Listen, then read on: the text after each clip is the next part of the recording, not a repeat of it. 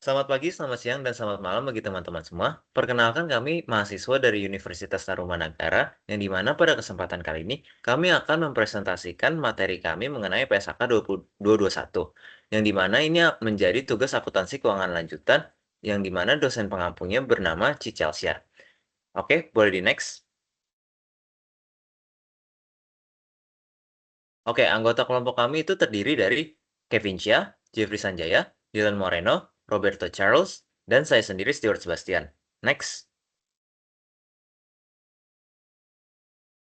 Oke, yang pertama-tama itu adalah pengertian kurs valuta asing. Jadi apa sih kurs valuta asing itu?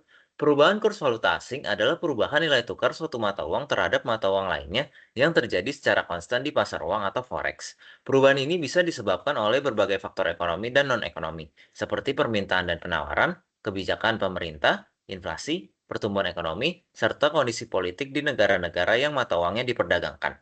Next. Nah, jadi apa sih PSAK 221 itu? PSAK 221 mengatur cara mencatat dan melaporkan transaksi dalam mata uang asing serta penerjemahan laporan keuangan entitas luar negeri. Standar ini menggantikan PSAK 10. Berlaku sejak 1 Januari 2024 dan disesuaikan dari IAS 21 agar sesuai dengan praktik di Indonesia. Next. Selanjutnya akan dijelaskan oleh teman saya yang bernama Kevin. Oke, terima kasih Stuart atas penjelasannya. Sekarang saya akan lanjutkan untuk ke tujuan. Yang pertama, pengakuan transaksi dan kegiatan usaha, yaitu menjelaskan bagaimana entitas harus mencatat transaksi dalam valuta asing dan kegiatan usaha luar negeri dalam laporan keuangan mereka. Yang kedua, pelaporan kurs dan dampaknya, yaitu menjelaskan metode untuk menentukan kurs valuta asing yang digunakan dalam laporan keuangan dan bagaimana perubahan nilai tukar mata uang asing mempengaruhi laporan keuangan. Next. Selanjutnya ada di ruang lingkup, yaitu akuntansi atas transaksi dan saldo dalam mata uang asing. Kecuali untuk transaksi dan saldo derivatif yang diatur dalam PSAK 55, instrumen keuangan, pengakuan, dan pengukuran.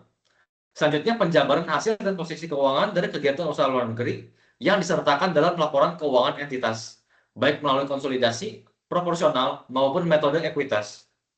Selanjutnya dilakukan agar laporan keuangan dapat dibandingkan secara konsisten oleh para pengguna laporan di berbagai yurisdiksi.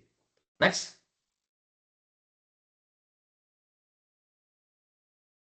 Oke, ini adalah istilah-istilah, yaitu investasi neto dalam kegiatan usaha luar negeri adalah jumlah kepentingan entitas pelapor dalam aset neto dari kegiatan usaha luar negeri tersebut.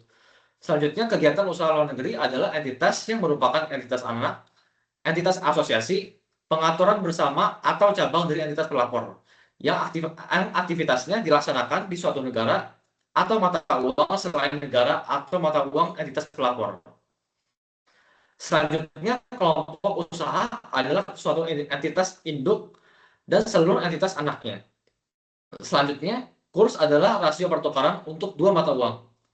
Selanjutnya, kurs penutup adalah kurs spot pada akhir periode pelaporan.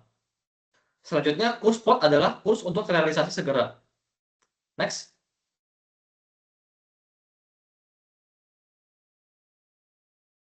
Oke, ini lanjutannya. Yaitu mata uang fungsional adalah mata uang pada lingkungan ekonomi utama di mana entitas beroperasi. Selanjutnya, mata uang penyajian adalah mata uang yang digunakan dalam penyajian laporan keuangan. Selanjutnya, nilai wajar adalah harga yang akan diterima untuk menjual suatu aset atau harga yang akan dibayar untuk mengalihkan suatu liabilitas dalam transaksi teratur antara pelaku pasar pada tanggal pengukuran. Selanjutnya, post moneter adalah unit mata uang yang dimiliki serta aset dan liabilitas yang akan diterima atau dibayarkan dalam jumlah unit mata uang yang tetap atau dapat ditentukan. Selanjutnya, valuta asing adalah mata uang selain mata uang fungsional entitas. Selanjutnya, selisih kurs adalah selisih yang dihasilkan dari penjabaran sejumlah tertentu suatu mata uang ke dalam mata uang lain pada kurs yang berbeda. Next. Oke, selanjutnya akan dilanjutkan ke Jeffrey Sanjaya. Oke, tadi sudah membahas istilah-istilahnya. Terima kasih, Kevin. Sekarang kita akan membahas faktor pertimbangan kegiatan usaha luar negeri. Yang pertama ada derajat otonomi. Jika KWN hanya memperdagangkan barang entitas pelapor dan segera mengirimkan hasilnya kembali, maka akan cenderung memakai mata uang entitas pelapor. Jika KWN mandiri menghasilkan atau menahan kas, menanggung beban, mengatur pinjaman dalam mata uang lokal, maka cenderung memakai mata uang lokal. Pada poin kedua, proporsi transaksi intragrup mencakup proporsi transaksi KWLN dengan entitas pelapor tinggi atau rendah. Yang ketiga, pengaruh kas, itu seberapa langsung mempengaruhi ketersediaan bagi entitas pelapor. Yang keempat, kemampuan memenuhi kewajiban sendiri tanpa dana induk, yaitu memenuhi kewajibannya sendiri tanpa pendanaan dari entitas pelapor. Next. Oke, kita masuk ke pelaporan transaksi valuta asing ke dalam mata uang fungsional. Ya, slide selanjutnya. Yang pertama ada pengakuan awal. Transaksi valuta asing terjadi ketika entitas melakukan transaksi yang didenominasikan dalam mata uang asing, seperti pembelian atau penjualan barang dan jasa, peminjaman atau pelunasan utang, serta perolehan atau pelepasan aset dalam mata uang asing. Transaksi ini diakui dalam mata uang fungsional menggunakan kurs spot pada tanggal transaksi. Tanggal transaksi adalah saat pertama kali transaksi memenuhi kriteria pengakuan sesuai standar akuntansi keuangan. Untuk alasan praktis, kurs rata-rata dapat digunakan selama tidak terjadi fluktuasi signifikan terhadap kurs selama periode tersebut. Next. Oke, yang selanjutnya adalah pengakuan akhir. Pada setiap akhir periode pelaporan, nilai transaksi dalam mata uang asing perlu disesuaikan. PSNK mengatur bahwa pos moneter dijabarkan dengan kurs penutup. Pos moneter dengan biaya historis dijabarkan dengan kurs pada tanggal transaksi, dan pos moneter yang diukur pada nilai wajar dijabarkan pada kurs pada tanggal penilaian. Jumlah tercatat suatu aset ditentukan berdasarkan nilai historis atau nilai wajar, sesuai standar lain yang relevan seperti PSAK 16 untuk aset gelap. Apabila jumlah tercatat tersebut dalam mata uang asing, maka harus dijabarkan ke dalam mata uang fungsional. Oke, slide selanjutnya akan dijelaskan oleh Dilan.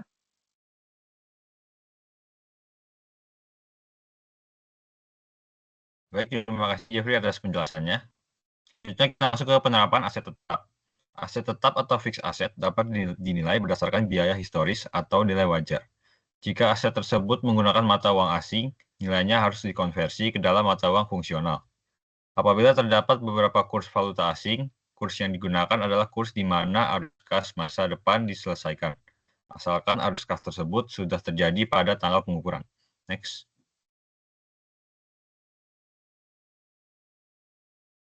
Selanjutnya, pengakuan selisih kurs. Pengakuan selisih kurs adalah pencatatan keuntungan atau kerugian yang timbul dari perbedaan nilai tukar mata uang asing pada saat transaksi dan penyelesaian. Dalam akuntansi, selisih kurs terrealisasi diakui di laporan laba rugi pada saat penyelesaian pas moneter. Di sisi perpajakan, keuntungan selisih kurs diakui sebagai pengakuan dan kerugiannya dapat menjadi pengurang penghasilan bruto, asalkan diakui berdasarkan sistem pembukuan yang dianut secara taat asas.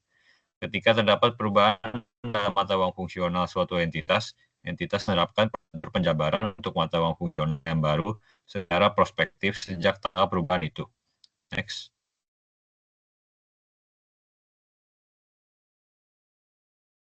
Selanjutnya, penggunaan mata uang penyajian selain mata uang fungsional. Pada umumnya, mata uang penyajian di Indonesia adalah rupiah. Entitas dapat menyajikan laporan keuangan dalam mata uang atau beberapa mata uang selain mata uang fungsionalnya. Jika mata uang penyajian berbeda dengan mata uang fungsional entitas, maka entitas menjabarkan hasil dan posisi keuangannya ke dalam mata uang penyajian. Sebagai contoh, jika suatu kelompok usaha berisi entitas individual dengan mata uang fungsional yang berbeda, maka hasil dan posisi keuangannya yang setiap entitas dinyatakan dalam suatu mata uang bersama sehingga laporan keuangan konsolidasian disajikan. Next. Selanjutnya, penjabaran dalam mata uang penyajian.